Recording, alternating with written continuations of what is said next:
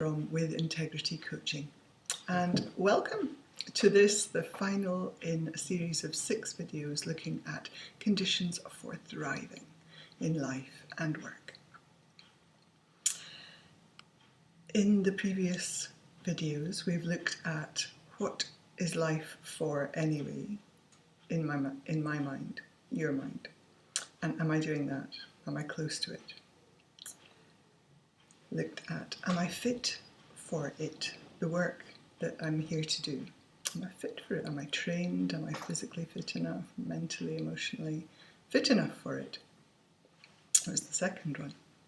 The third, am I doing too much of it? So what are your working hours like? Official and unofficial? Do you switch off, or is your mind constantly at work? What's that look like? Are you doing too much of it or a good amount? No prescriptions for what a good amount is or too much is. It's completely individual, and you'll know because you'll feel great over an extended period of time.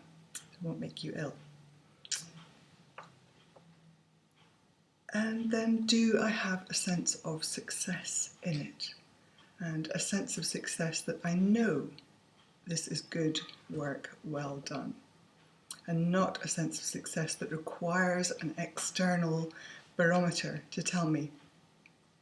So not a boss or a client, and that's great, absolutely great to know that they also think you're hitting the mark and it's valued what you're doing.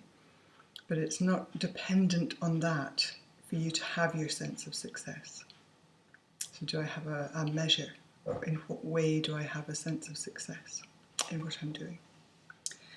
And that brings us to this, the final video, which is to look at how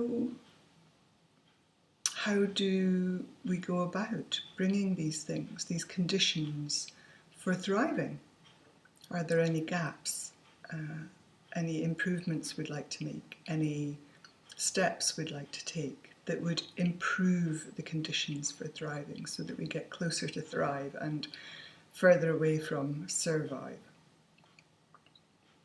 And do you know what those steps are? Often we don't, or we go traditional routes that got us where we were before, and we might need some new routes and not know what they are. And so this is the final step, which is looking at what practices can be put into place into our daily lives that will give us that information, that will help us know what will get us closer to thriving than we are now. And there's only 2 things that I think are necessary for this. The first is an intention to bring our attention to those conditions for thriving, and how are we doing on those things that we covered in the first 5 videos.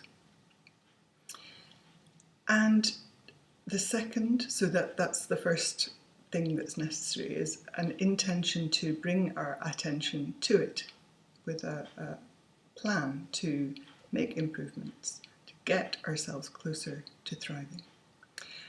And with that in place, that will, that desire in place, then the second thing that's necessary in my mind is to have a way of listening for that inner wisdom, that deeper wisdom, that source of wisdom, what many people have many different descriptions or beliefs around what that is and what it is they're listening to, where those messages and ideas and inklings and urges and ideas for a next thing to do or a person to call to ask about something. And it matters not what that source of information, ideas, urges, whatever it is, doesn't matter. But that we have a way of bringing ourselves to it and consciously listening for it. So some do that by meditation, they're quieting their mind and paying attention to what comes, or just quieting their mind in order that there's some space for to hear what comes. Others give themselves ulcers trying to sit still and meditate. And that it has to be movement for them, and dance, sweat their prayers, the Gabrielle Roth way, the 5 rhythms way. And others again, it's nature and got to be out in the air with plants, trees, the sea.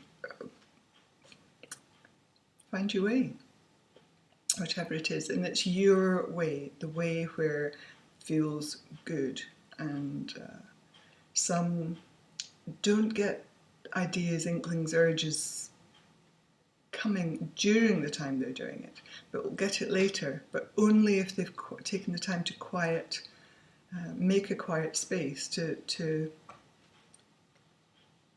for it to come into, and not if they haven't done that first. But it won't come, it may not come during the quiet time, it may come when you're having a shower or chopping vegetables. It's like, yeah, I'd forgotten about so-and-so. They might have a way of partnering with me to do that thing, but it'll get me closer to thriving. So that's it. That is it. Really simple. Intention to find ways to bring yourself closer to thriving through one of the 5 ways that we've looked at in the previous videos, or any other way that occurs to you is going to do it. And secondly, making the time and space for ideas in which that can happen. You can bridge those gaps, and listening consciously for whatever source you believe that's coming from. That's it. And if you do that consciously every single day, at least once, some people like to do it more, some 5 times a day, you're in charge. You decide how many is good for you. Some elevate their state of consciousness to one that's a constant space available for listening. It becomes a way of being all the time. Not there. Okay, well, there we are. So we have had 5 ways, 5 conditions that will help us move from surviving to thriving. And now the final practice to put in place to give it some space, let it happen, have ideas come for how it can happen, and then carrying them out. I would really love to hear what ideas you come up with, what practices you put in place, how you listen, and what you hear.